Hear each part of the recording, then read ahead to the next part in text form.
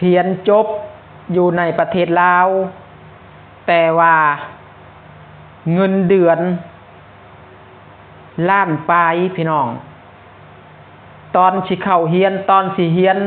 ตั้งใจขายให้ขายนาหวังว่าสิได้เงินเดือนดีๆมาใช้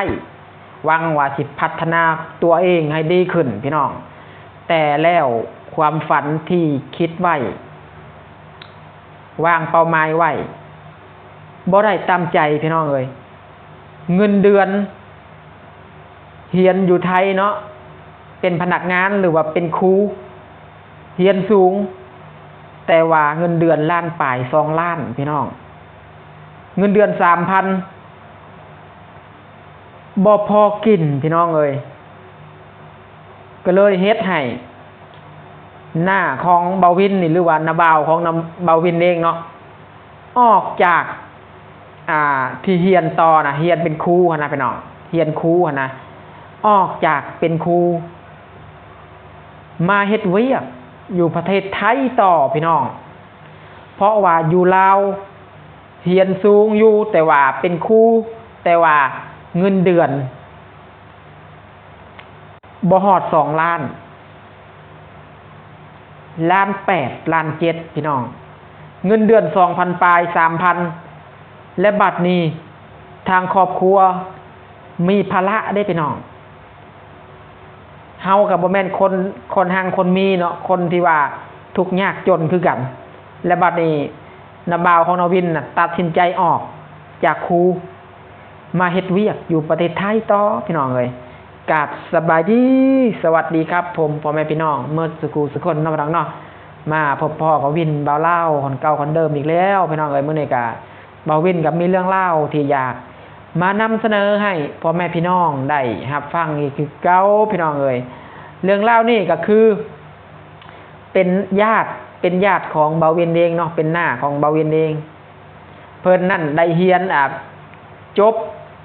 เป็นครูสอนนักเรียนพี่น้องเอ้ยความที่เราฝันไว้นะจนขายงัวขายของในเฮือนนั่นแหละพัฒนาตัวเองสุขอยู่ตัวเองให้เรียนจบทางพ่อทางแม่ก็แบบว่ามีเงินก็ให้ลูกขายนั่นขายนี่หาแบกหน่อไม้ไปพี่น้องเอ้ยรับจ้างเพื่อที่ให้ลูกนี่ได้เรียนหวังว่าความฝันของลูกเนี่ยสิเลี้ยงครอบครัวได้พี่น้องกันแท้ๆนี่แหละพี่น้องเอ้ยแต่ว่าความฝันล้มเหลวพี่น้องมันบ่เป็นตามที่เฮาคิดเงินเดือนล้านปลายอยู่บ่ได้อยู่บ่รอดบาดนี้น้องก็2 คน3 คนพ่อแม่อีกบาดนี้ก็เลยเงินเดือนล้านปลายนี่บอกง่ายๆก็คือแบบซื้อเข้ากระ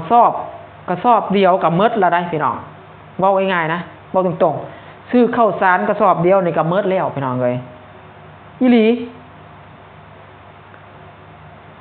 เงิน 3,000 2,000 นี่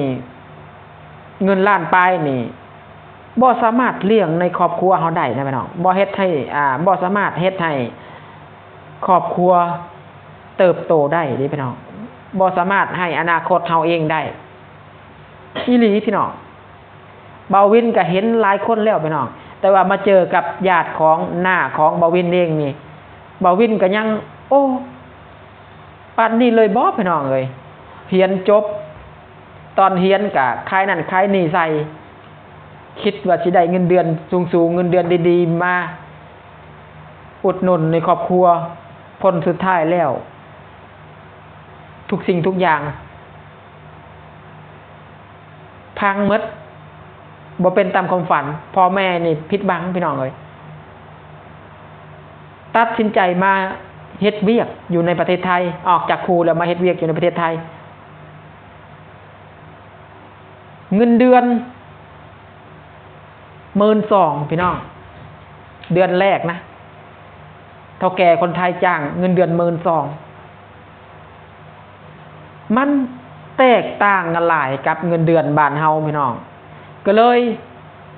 ชีวิตดีขึ้นย้อนประเทศไทย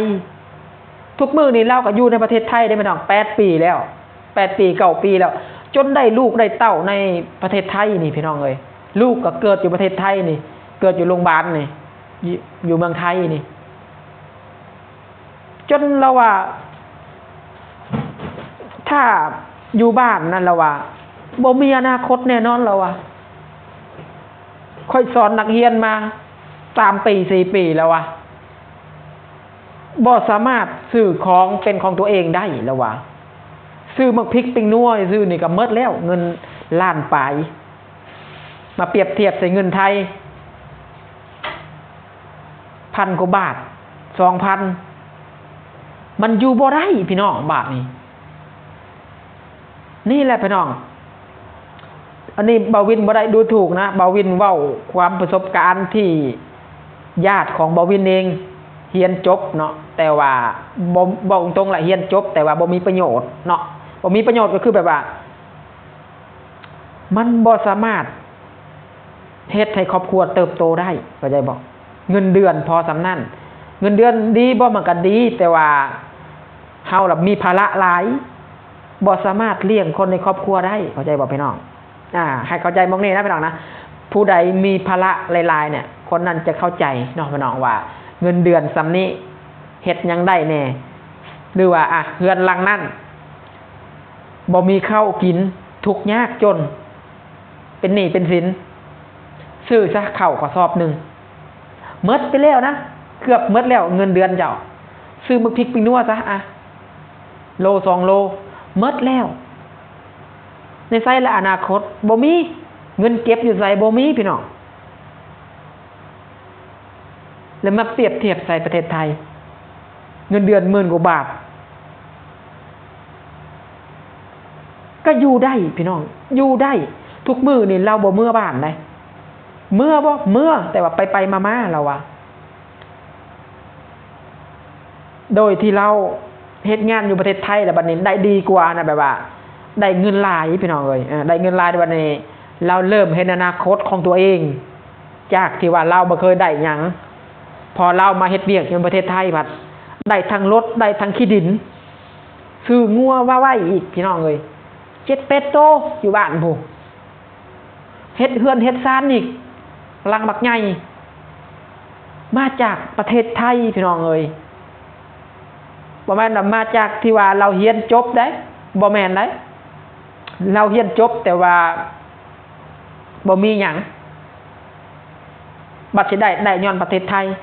มาเฮ็ดงานอยู่ประเทศไทยพี่น้อง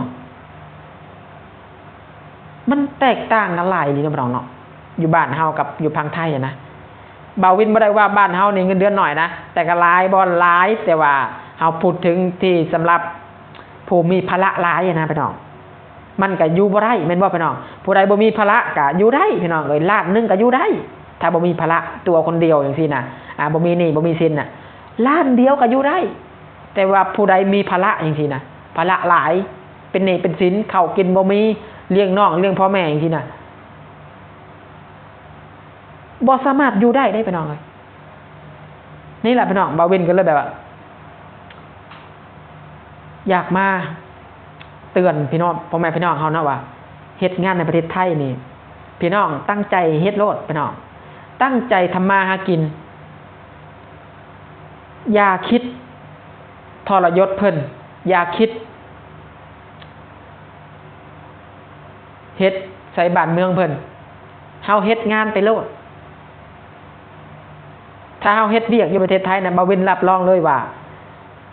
มีอนาคตแน่นอนเห็นเป้าหมายของเจ้าของแน่นอนเงินเดือน10,000 กว่าบาทนะพี่น้องนะบ่แม่นน้อยๆได้เงินเดือนอยู่ประเทศไทยได้ถ้าเฮาเก็บเป็นกินเป็นอยู่เป็นบ่เพิ่มเพื่อยบ่วินตีเลยกำลังตีให้เลยว่าเดือนนึงนี่ต้องได้เก็บ 5-6,000 ต่อเดือนนะพี่น้อง 6,000 7,000 นี่บ่วินกำลังตีให้เลยได้เก็บแน่นอนเหลือแน่นอนแต่ละเดือนจะลองคิดมึงดูว่าเจ้าเก็บเงินเดือนเดือนละ 5,000 ซะตีต่ำๆเดือนละ 5,000 จะเก็บเงินได้อยู่ประเทศไทยปีนึงจักหมื่นถ้าเจ้าเก็บได้ทุกเดือนนะถ้าเจ้าบ่เล่นเงินถ้าเจ้าบ่ใช้เงินฟุ่มเฟือย ปีหนึ่งจักหมื่นพี่น้อง